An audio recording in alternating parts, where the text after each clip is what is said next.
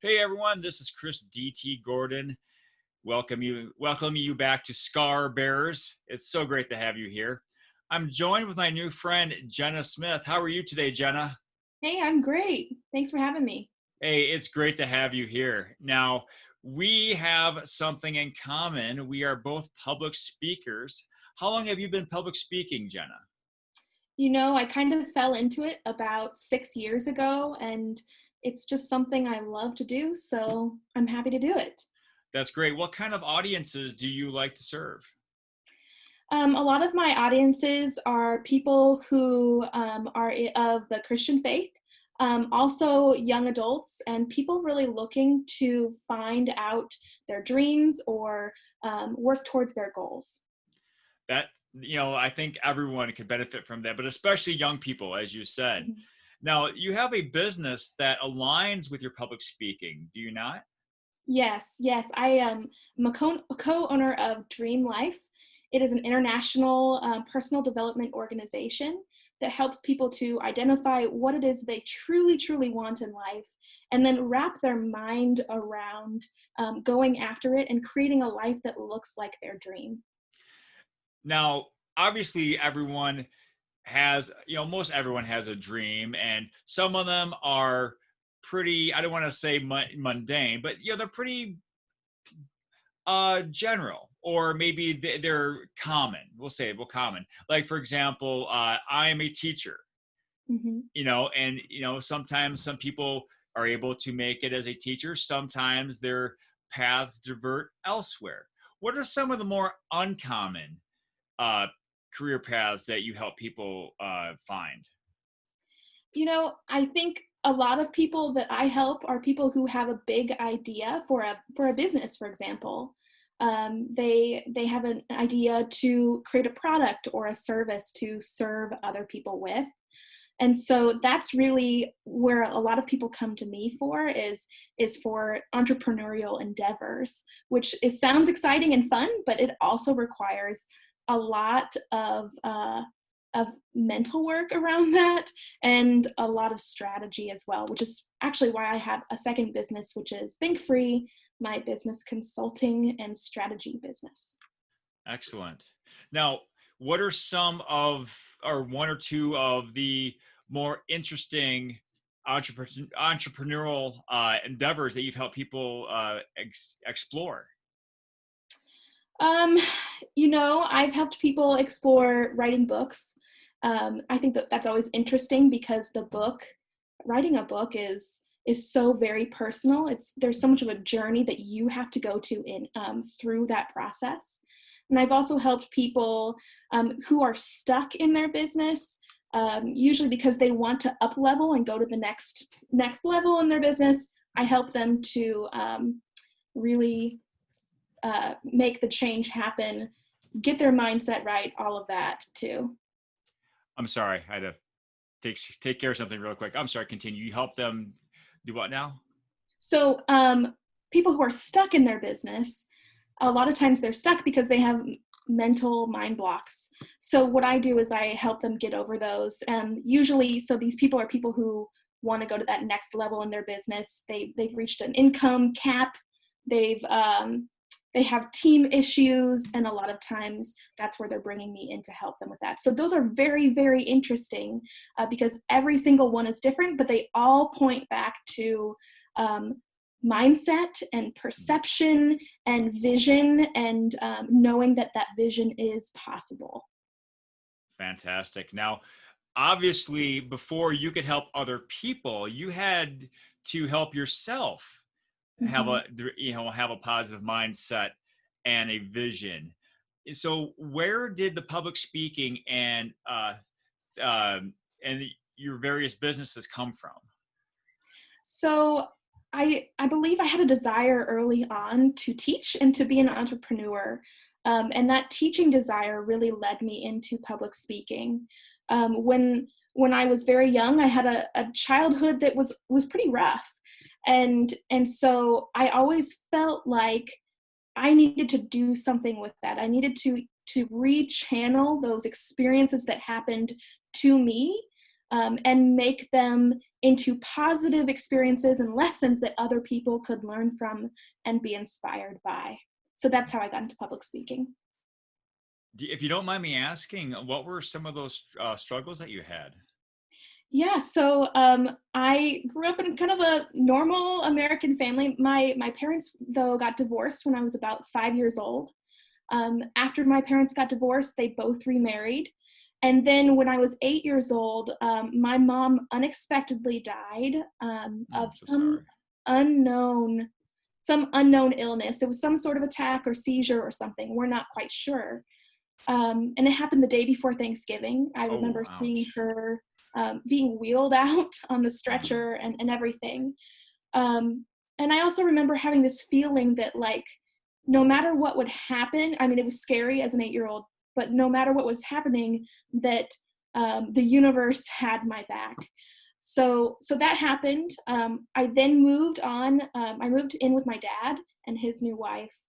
But at the time, I wasn't aware of it, but my family was.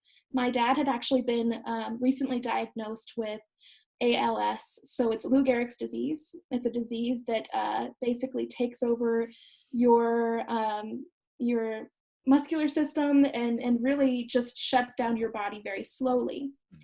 So I ended up becoming kind of a nurse to him from the time I was 8 years old till 12. Wow. Yeah, so everything a nurse would do, I was helping my dad and taking care of him while also trying to be a quote unquote normal child, Yeah. go to school and have friends. So he ended up passing away when I was 12 years old. Mm. And then I ended up moving into a house with my aunt and uncle, who were my guardians, and kind of just started the healing process from there. So that's a long story, but that's the genesis that I took to get to where I am today, and what's really made me the person that I am. Now, I'm guessing that once you moved in with your, first of all, I, I want to extend my condolences. I know that it's been a while, but it's still tough to lose Mm-hmm. parents, and so I want to extend my condolences first of all. But when you moved into your aunt and uncle's house, I'm assuming that since you were able to start the healing process, that they must have presented a very welcoming atmosphere for that to happen. Correct? Yeah, I think that they did the best that they could. Mm-hmm. Imagine having someone come in when you have your own young kids, and Mm-hmm. this person, I ended up being diagnosed with anxiety and depression and PTSD. So I believe that they did the best they could, and they loved me the way that they could. And I'm really, really thankful for that, because there's a lot of people who don't get the opportunity to live with family, and who go into the system and don't have that. So I'm Yeah. super thankful that my family has been a supportive environment for me. It sounds like they did a fantastic job. Hmm. So you can let them know that I said that. So moving forward, as you start this healing process, where did you start deciding that, okay, I need to share this with other people? I think it happened at the very bottom, honestly. So what people don't tell you about healing is that the healing process requires a breaking down of things first. It is not just moving uphill towards that happy ending. At first, you have to break down what is there and heal from that. So I would say there was a point in my life after I had moved in with my aunt and uncle, where I felt like I had done all of, like, that this was my fault that all of this had Mm, happened. And I was convinced that I was a really bad person, even as a 12-year-old. And that's not a very normal 12-year-old thought. Um, and I remember praying that I prayed to God every night that I would die, because mm, I couldn't deal with the pain from it. And then something happened, and it was this pivotal moment where I felt like I heard God talk to me and say, I have a plan for you. You're going to take this, and you're going to help a lot of other people with this. And I wouldn't say that everything changed 180 in that moment, but that was the moment that I decided that, okay, if I'm truly going to live my life, I'm going to live it to the fullest extent that I possibly can. And I'm going to help every single person that I can, because that is why I'm here. So that was the moment that I decided I needed to go into public speaking and create these businesses to help people. How old were you when you had that revelation? I'd say at first I was probably 14. It happened again and again. There's cycles of it that have happened. So 17 was another pivotal moment. And then right after I graduated college as well, around 22 was probably the last time that I was like, okay, I'm making the decision and I'm gonna go for it. And that's really been the last time. Okay. So that first public speaking opportunity, what was it? Was it with a group of people you knew? Was it with complete strangers? I know both of those offer their positives and negatives. Yeah, absolutely. The first public speaking opportunity I had was actually within my organization that I was working for. There was a volunteer summit of about 500 people, and they put me up there to speak about change and about this new program that we were implementing that I was leading the project for. And it was this moment where I realized that voice that I had heard and that calling that I'd felt within my heart in this moment in time all intersected, and it just felt so right. So yes, That's there were some excellent. people I knew, there were people that I didn't know, but more than anything, it felt like this out of body experience where I just Mm. knew that this needed to be a part of my life. It doesn't have to be all of my life. Public speaking is not what I I do as my exact job. I'm a business owner who public speaks. I'm a person who public speaks first, but it is definitely part of my genius zone and part of the things that I love to do. Oh, that's fantastic. It's nice to love what you do and knowing that it does help other people. Mm-hmm. So, has your public speaking ever like intersected with your day job, I guess, your business? Yes, absolutely. So Dream Life, my personal development organization, is all around helping other people to really overcome any obstacle in their life and to go after their dream. So a lot of what we do is hold events and speak to people on how to do this and try to get them out of a survival mindset and into an abundance mindset, into a Hmm. thriving mindset where they believe not only that anything is possible, but they believe in themselves. Yeah, that survive to thrive mindset has really taken on a new life in this COVID-19 pandemic time that we're in right now. So, what kind of like how big are these events that you would lead? Were they like just like one day, multi-day? A little bit of Um, both. okay. Sometimes we do webinars and we offer those for free to the public. And then sometimes we have, 1 to 3 day events where it's all about this process of taking you from surviving or just existing and accepting the life you have to thriving within a 3 day weekend. And where do these usually take place?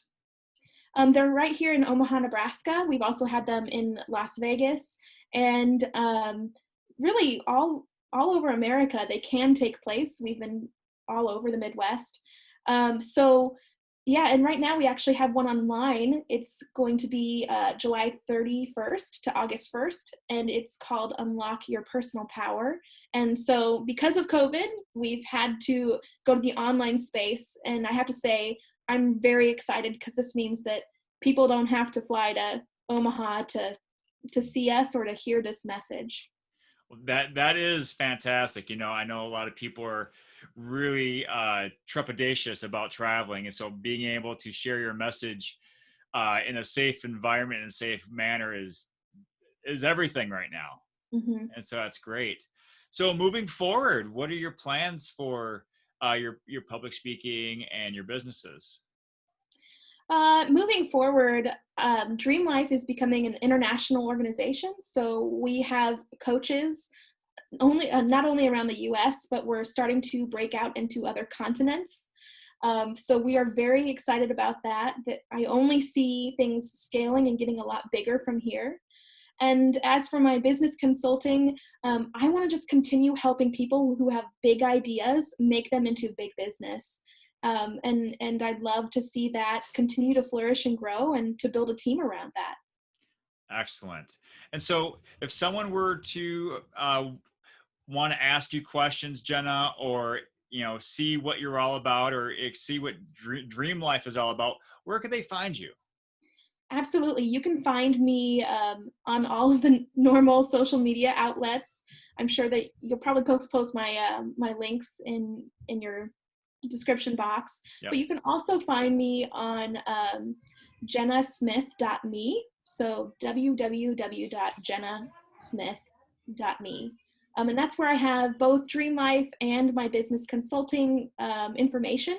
And I also have free calls there. So if anybody's looking to have to start a business, or they have a big idea and they just want someone to talk to about it, they can absolutely find me there and look me up.